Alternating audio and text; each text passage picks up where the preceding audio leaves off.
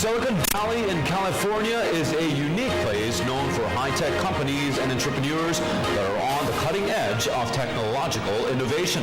While tech companies are constantly being created, most fail and only a few succeed in living up to their early promise. One immigrant from China spoke to VOA about his experience as a Silicon Valley entrepreneur. Elizabeth Lee reports from Redwood City, California. Ray Wu is working out of a garage and living the American dream. Every day is very fascinating. There's no routine. Wu, an engineer who went to the Massachusetts Institute of Technology, co-founded a company called Wind. The idea germinated from his trips between China and the United States. I was born in Beijing in the 1980s, and I came to the U.S. when I was pretty young. I still remember those days. There was really no issue with pollution. China was still very poor, so there were no cars on the road, there were no factories. And I would still go back and visit my relatives, including my parents, pretty often. And with the rise of China's economy, the environment has taken a turn for the worse. I've seen it affect my own relatives. Wu and his team have built this personal air purifier as a way to improve the lives of people who live in polluted places. My mom was a little nervous, but Eric Munoz, another MIT engineer, says his mom wasn't sure about him joining a startup.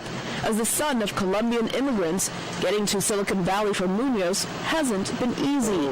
I grew up with a single mom. My parents split up when I was young, and so it was a lot of work for her to keep everything going and kind of raise me to keep a household going. And so I'm pretty proud to have been able to make it all the way to MIT and to be at this current place, knowing where we started. It took almost 2 years and lots of testing to engineer this air purifier.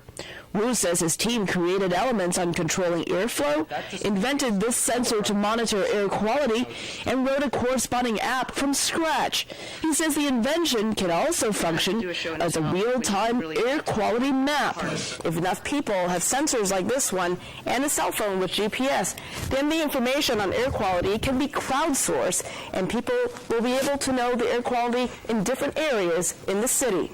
I think ideas are very powerful. I think ideas are important to rally people, but just having ideas is far from enough. Most people have many, many ideas, and they never act on it.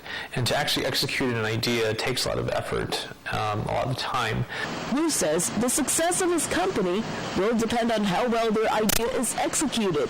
This team is often working 12-hour days, 7 days a week, to make sure the work done in this garage has what it takes for success.